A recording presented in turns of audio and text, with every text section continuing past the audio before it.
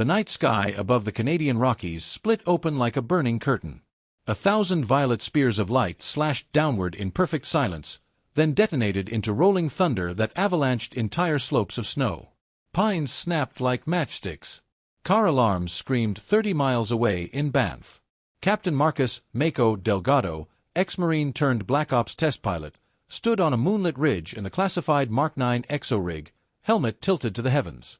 "Well, hot damn," he drawled, voice calm as a Sunday morning. "Somebody just rang the biggest damn dinner bell in history and forgot to ask if we're on the menu." 200,000 kilometers overhead, inside the Cathedral Dark command deck of the Dravari battle carrier Eternal Mandate, Fleet Lord Ver Keth watched the bombardment with the serene satisfaction of a predator who believes the hunt is already over.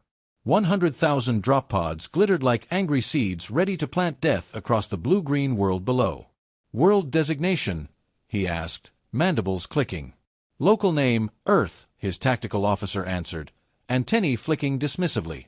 "Class M Deathworld. Electromagnetic slug throwers, chemical rockets, no orbital defense grid. Estimated resistance, negligible.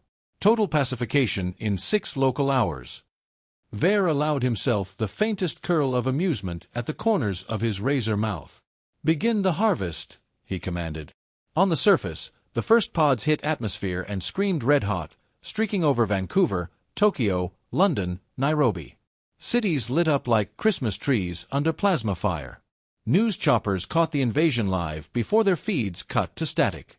Marcus watched the light show paint the snow violet and gold, and something ancient stirred behind his eyes, the same look his ancestors wore at Lexington, at Rorke's Drift, at Bastogne. He keyed the exo-rig's combat recorder, voice steady. "Command, this is Mako on solo test. Looks like the galaxy just declared open season on the wrong damn planet. Sending coordinates. Tell the boys to load everything that goes boom. It's Christmas in July." Then he turned downhill, boots crunching fresh powder, and went to war with a grin that would have terrified the devil himself. Because the aliens had made one tiny, fatal mistake. They forgot to check the planet's name. And that name was Earth. Marcus sprinted down the ridge trail, exo-rig servos whining like angry hornets, when the mountain ahead detonated. A Dravari drop pod had miscalculated re-entry and belly-flopped into the granite at Mach 8. The impact carved a glowing crater the size of a football field, vomiting violet fire and chunks of obsidian hull. He skidded to the edge and looked down. The pod had split open like a cracked seed.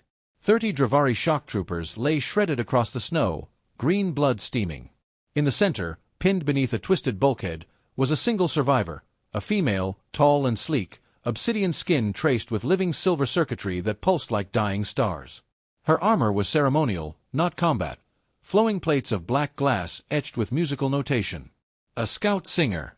Her squadmates, 8-foot insectoids with plasma scythes, stood over her. One kicked her broken rifle away. "Unworthy," the sergeant hissed in guttural trade. She hesitated. "The choir will sing of failure."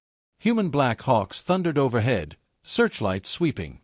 The Dravari squad looked up, calculated survival odds, and made their choice. Without another glance, they activated stealth fields and melted into the darkness, abandoning her to burn. Marcus should have let her die. Protocol screamed, "Observe, report, do not engage." Instead he vaulted the crater rim, exo-rig boosters flaring, and landed in a crouch that cracked the ice. "Hey, princess," he called, voice warm through the external speakers. "Party's just getting started." "Leaving already." Golden eyes snapped open, luminous and huge. "Deathworlder, why risk yourself?" He tore the bulkhead off her like it was cardboard and slid an arm under her shoulders. She weighed maybe 100 pounds soaking wet. "Name's Marcus Delgado. On Earth we have this dumb habit," he said, hoisting her fireman style across his armored back.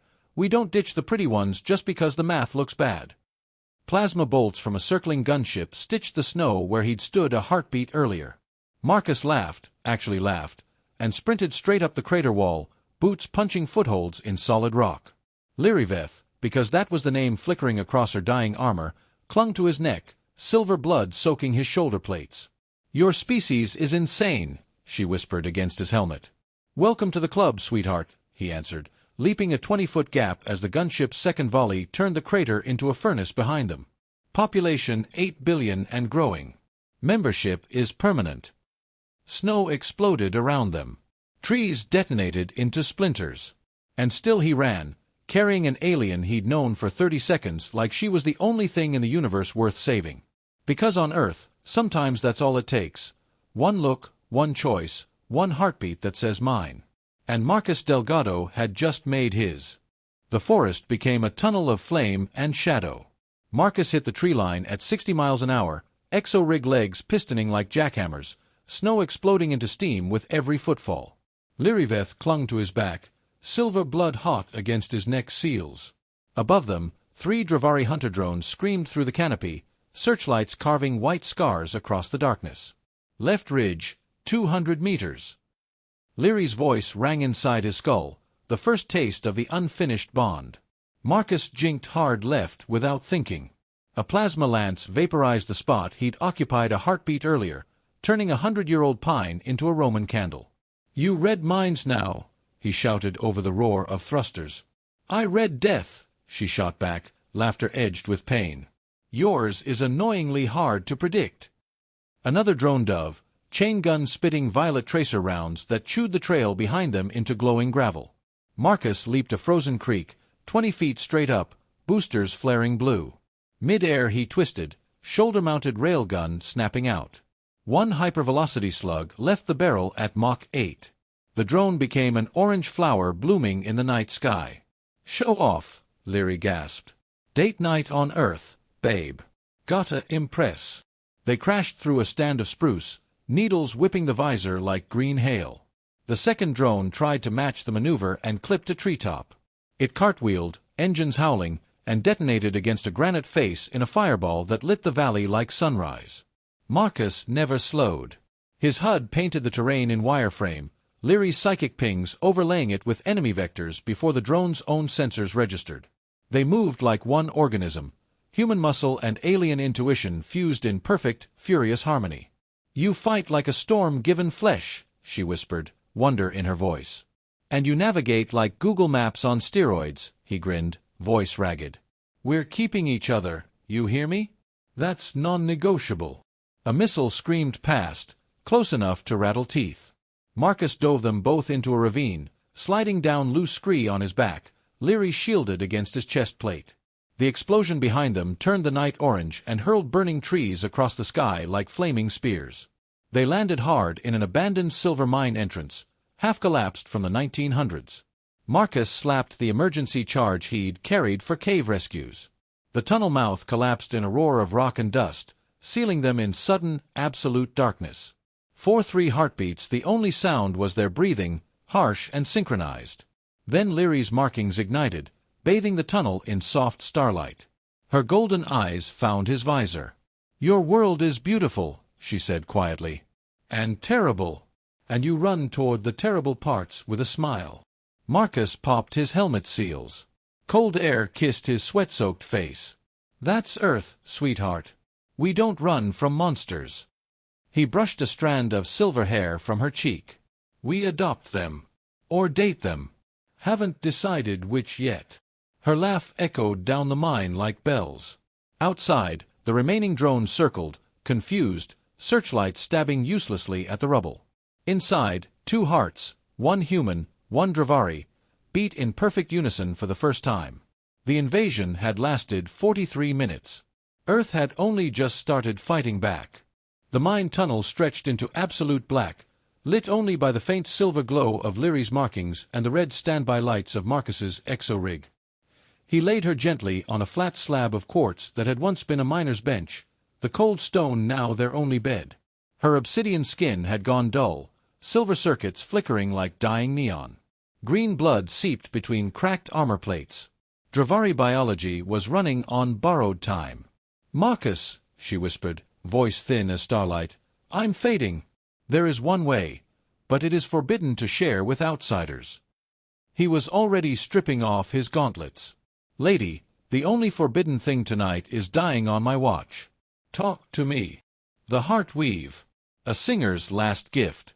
It binds 2 lives into one current. You would feel my pain, my memories. Everything.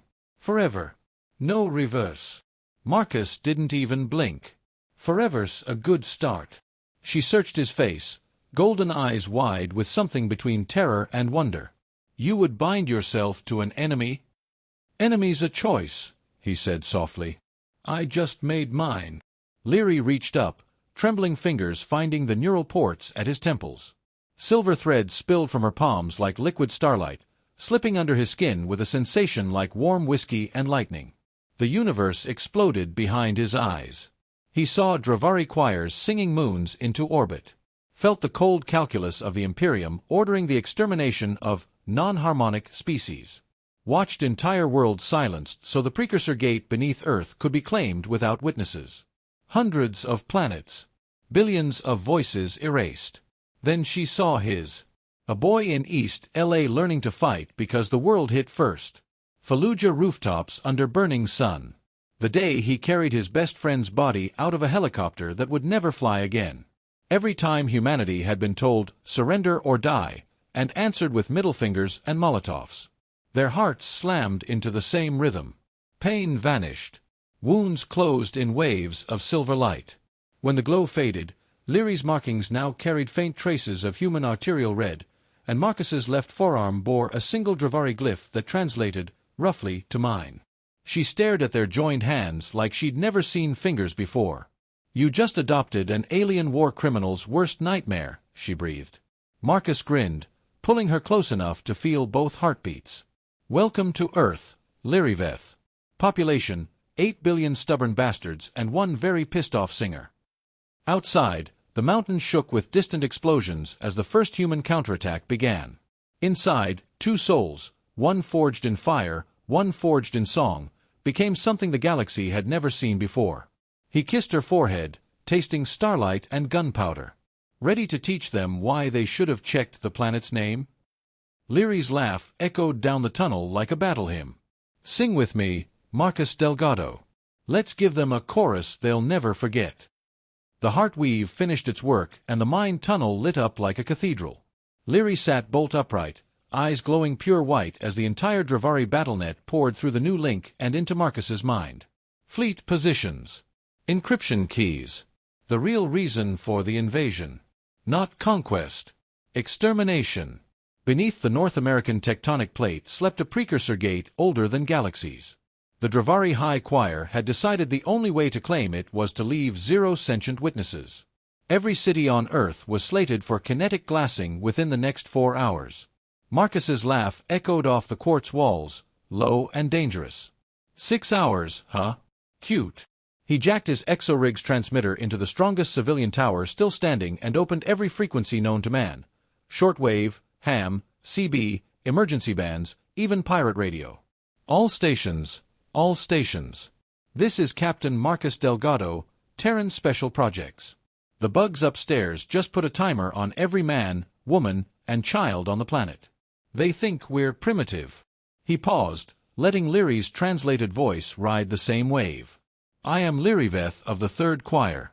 Your world sits on a gate my people will kill trillions to possess. They believe you cannot stop them. Marcus grinned like a wolf smelling blood. They're wrong. Then he let go of the mic.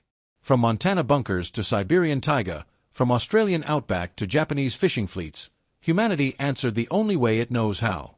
Farmers broke out the deer rifles and the family heirloom bar. Teenagers in Mumbai loaded Grandpa's Enfield and kissed their mothers goodbye. A convoy of Alaskan snowplows welded steel plate to their blades and rolled north. In Texas, entire high school football teams formed up with AR-15s and more ammo than sense. Marcus and Leary stole a Dravari skimmer from a burning landing zone and went supersonic over Vancouver. Leary sang. Not pretty songs now, war hymns in frequencies that hijacked Dravari IFF transponders. Drop pods turned on each other mid-descent.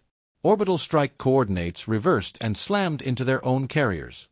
Every screen on Earth, every phone, every jumbotron in Times Square lit up with the same live feed.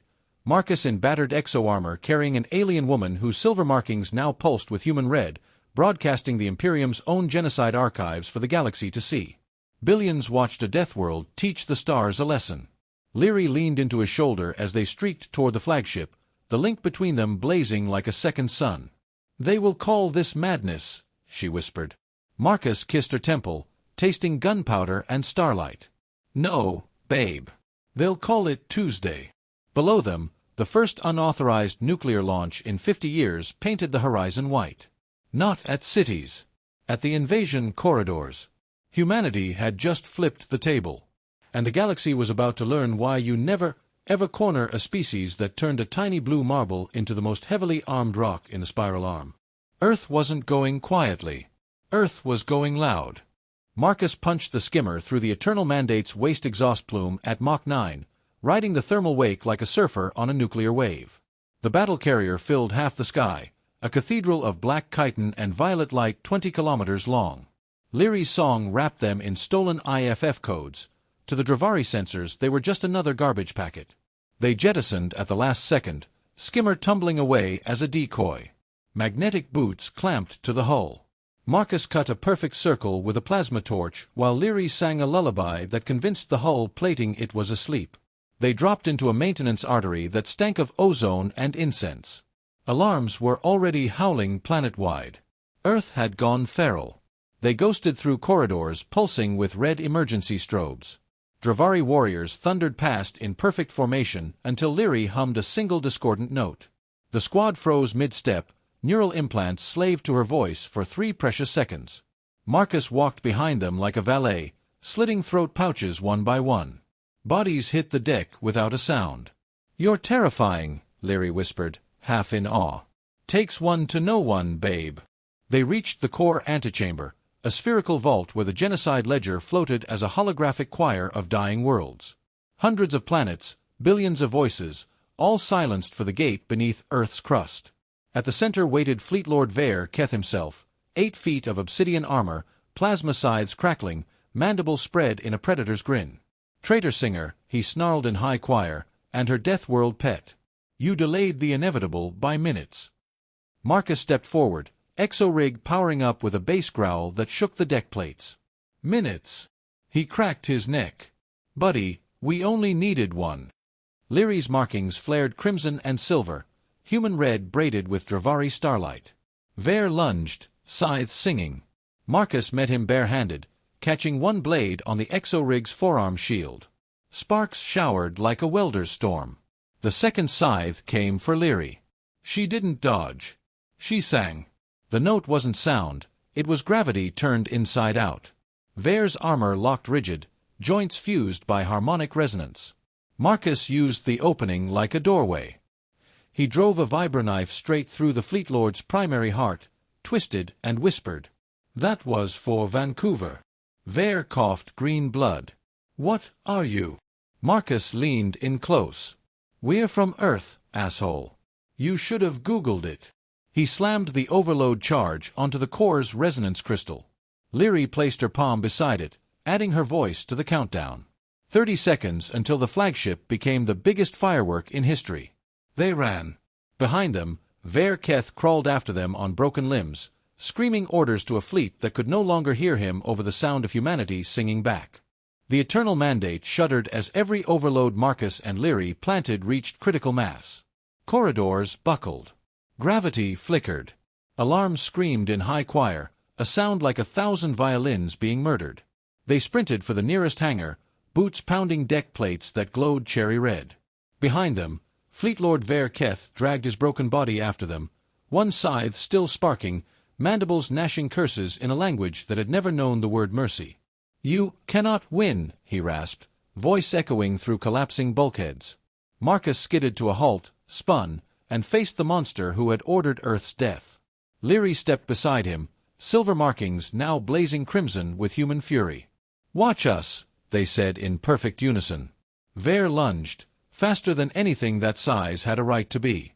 Marcus met him head-on. Exo-rig servos screamed as he caught the plasma scythe on crossed forearms, sparks showering like a forge. The blade carved deep furrows in the armor, but the rig held. Leary sang. Not a pretty song. A weapon forged from every human voice rising from the planet below, the roar of missiles leaving silos, the defiant laughter of teenagers in pickup trucks with deer rifles, the war cry of grandmothers loading shotguns on front porches. The note hit Vare like a railgun slug. His armor crystallized, then shattered into a million violet shards. Marcus drove forward, vibraknife punching through the gap straight into the Fleet Lord's primary heart. He twisted, leaned in close. "That was for Vancouver," he growled. "This one's for Leary." He ripped the blade upward, carving the secondary heart in half. Vare collapsed, green blood pooling like oil. His dying eyes fixed on them. "What are you?" he gurgled.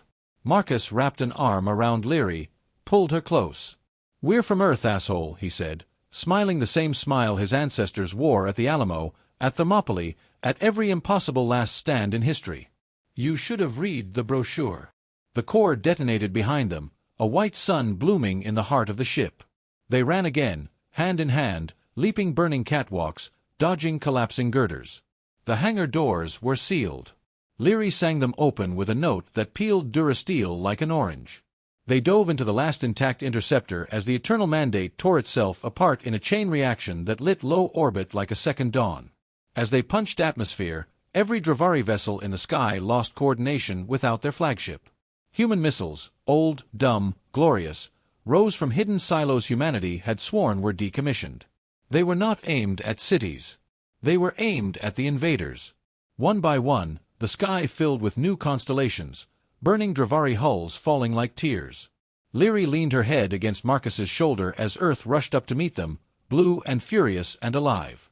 "They'll tell stories about this day," she whispered. Marcus kissed her temple, tasting smoke and starlight. "Let them," he said. "Just make sure the stories end the same way. Earth, 1. Galaxy, still learning." The interceptor streaked home, trailing fire and hope in equal measure. The invasion had lasted 73 minutes. Humanity had only just warmed up. 6 months later, the Canadian Rockies wore their scars like medals, fresh green pushing through black glass, waterfalls tumbling from craters that now caught the sunrise in rainbows. The Eternal Mandate had come down in pieces no bigger than a pickup truck. The biggest chunk sat in Hudson Bay as a new island the locals already called Bug Off. On a hand-built porch overlooking Lake Louise, Marcus rocked slowly in a chair carved from a Dravari hull plate. In his arms slept their daughter, Arya, human blue eyes with silver flecks, tiny obsidian fingers curled around his thumb, faint red circuitry glowing softly on her cheeks every time she dreamed. Leary leaned in the doorway, barefoot in one of Marcus's old marine hoodies that hung to her knees, silver markings now permanently braided with human arterial red. She hummed a lullaby that was half Dravari star song, half old Earth blues. The notes made the northern lights dance early. "Think the galaxy finally learned its lesson?" she asked, voice warm with dawn. Marcus grinned the same crooked grin that had stared down a Fleet Lord. "They'll try again someday. Empires always do." He brushed a kiss across Arya's forehead. "Next time they'll check the planet's name twice. And the fine print that says, 'Occupants Bite.'" Leary crossed the porch, settled into his lap like she belonged there, because she did, and rested her head against his shoulder. Their bond thrummed content, 2 heartbeats perfectly synced. Below them, the valley had become something new. Human engineers and Dravari defectors worked side by side rebuilding Banff with crystal and timber. Children, some with fins, some with antennae, some with nothing but muddy knees, chased each other through meadows where drop pods had once burned. A sign at the new school read, in English and high choir, "We are all deathworlders now." The old nations had dissolved the day the sky fell. In their place rose the Terran Concord, first multi-species government in human history, and its capital was wherever a kid felt safe enough to laugh. Marcus looked up at the contrails overhead, not weapons this time, but cargo shuttles bringing medicine, teachers, and the first exchange students from worlds that had watched Earth's 73-minute war and decided friendship beat extinction. Leary traced the scar on his cheek, Vare's last gift, and smiled. "You gave me a home," she whispered. "You gave me a universe worth protecting," he answered. Arya stirred, opened her eyes, and cooed at the sky. 2 moons hung there now, one ancient and pockmarked, the other a repurposed Dravari station broadcasting peace in 1,000 languages. Marcus stood, Leary in one arm, their daughter in the other, and walked to the porch rail. The sun crested the ridge, painting everything gold. Above them, contrails slowly wrote a new constellation across the morning, a human hand clasping an alien one, fingers intertwined. The sign underneath read, in every language that mattered, "Welcome to Earth. We don't start fights. We finish them. And we keep who we love."